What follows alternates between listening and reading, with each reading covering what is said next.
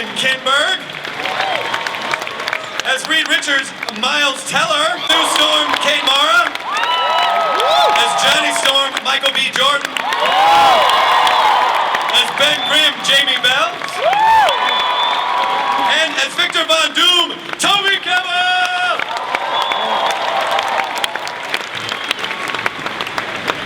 I know, it is a lot of people. Welcome back. Toby, second time today. What? What do you love? I love you too. Who was that? Oh, you love Kate. All right. Well, don't be creepy about it. All right. Welcome, everyone. Okay. Fantastic Four. Josh, let's start with you. Yes, sir. So, why... Hi, everybody. Hey, this is Josh. Hello. This is Josh. He directed this movie. I have not been to Comic-Con since I was 15. Really? Yeah, I stopped coming because it became too Hollywood, so ironically, I'm like... So now you're part of the problem. Yeah. Here I am. Hello, everybody. But it's good, it's nice.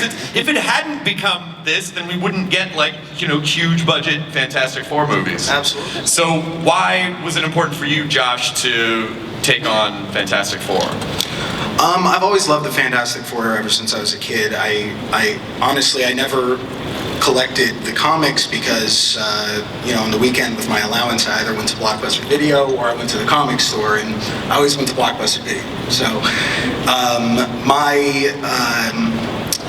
my love for the characters usually came out of the Marvel encyclopedias. So I just knew the characters really, really well. And I watched the cartoons. So you know, after we made Chronicle,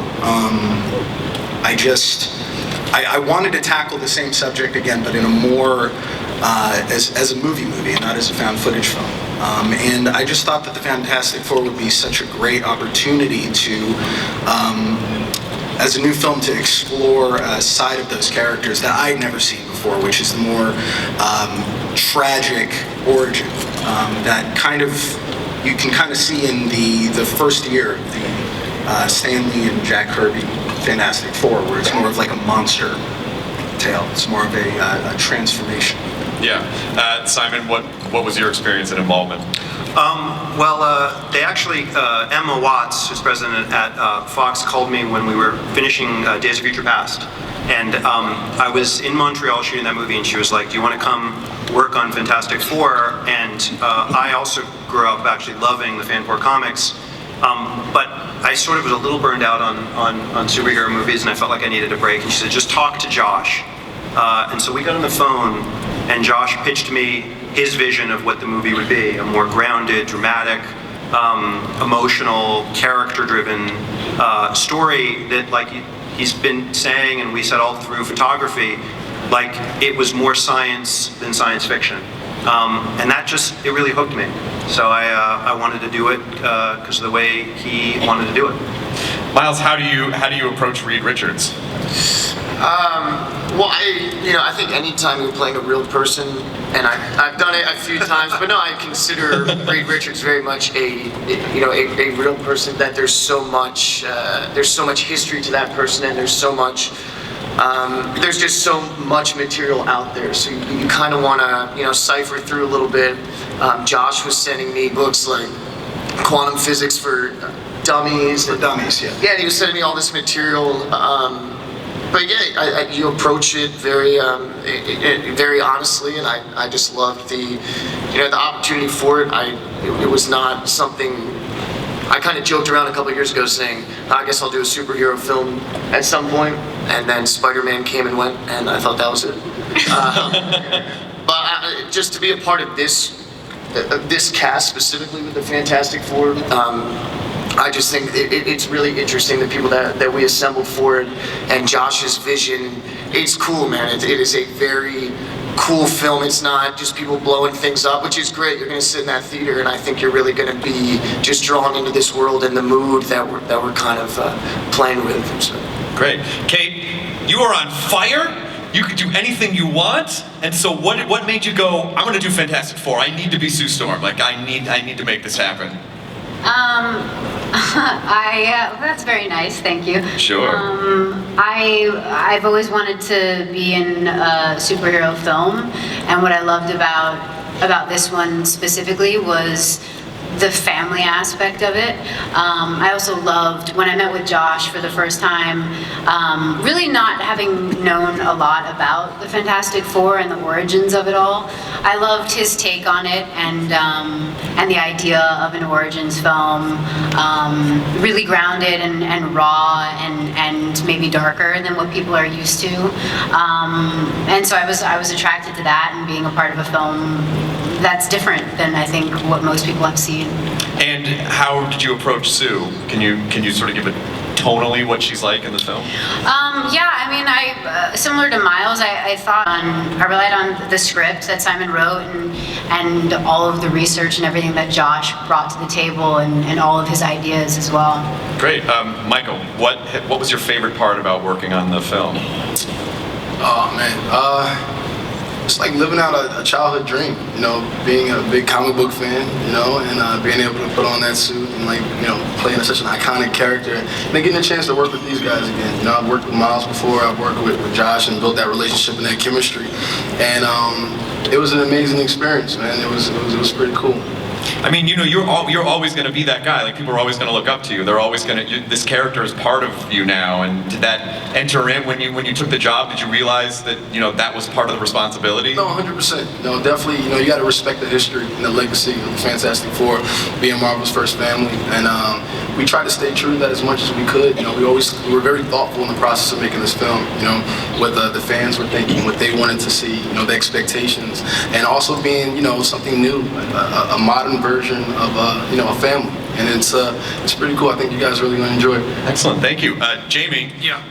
What can you tell us about Ben Grimm? First of all, hi. How are you? This is Jamie Bell. You're probably familiar with him. You look great. It's my first time here, so be gentle. Ben, I mean, in this incarnation of Ben, he's in every kid.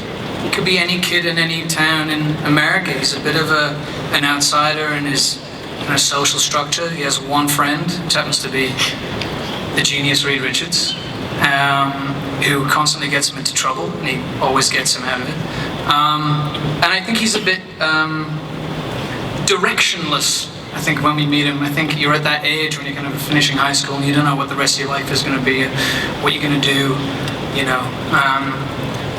And then I think certain events in the film, especially the transition that we all go through and the newfound abilities that we all have, Ben very much becomes the best version of a hero, which is one that just looks out for his friends and just protects his friends. He's very much the muscle of the group, and I consider him the heart of the group as well. Excellent. And now for Toby, what is Victor like in this incarnation? I play Doctor Doom. Woo! I know you all know Doctor Doom, but he's the best villain of all time in any comic book ever. So. Okay, why? Why do you think he's the best villain? I think he is because we all think he is. I mean, he is. He's just led by ego. He's. Reed Richards might be a little bit better than him, possibly. So I want to destroy him, and I will. And that's a promise.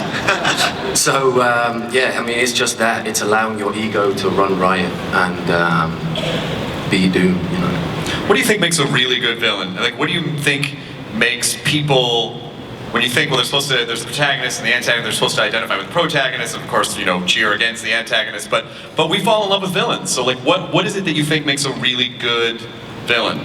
I think it's very relatable. Whenever you lose your temper, there's a part of you that thinks, I should go and apologize. I should go and say sorry. I should do something to make reparation toward what I did. But the best thing about being a villain is you just find a twist so that you're always right. And it's a great way to live. I mean, not in real life.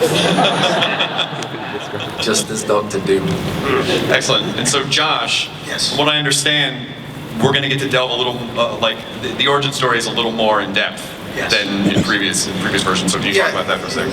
The way that I kind of thought about this is, it's an origin, but it almost works as a prequel to these characters before they become the iconic version of those characters. But for something to work as an entire movie on its own that can, really be about this group of friends that become a family, and they're torn apart and they're pushed to the brink, and how far they can be torn apart until they come back together, and just sort of a story about strength as a family. Yeah. And is the movie completely done now at this point? Where are you in the process? I think we're completely done. Yeah. We're, I'm just out of the mix stage, like literally a few hours ago. So we're. Oh, really? So you came right from mix to here? We're finishing in the next few days. Well, I'm very happy to tell you that we actually have the world premiere of the final Fantastic Four trailer that we're going to show you guys. So again, don't take video. I will turn this hall around and take everyone's phones.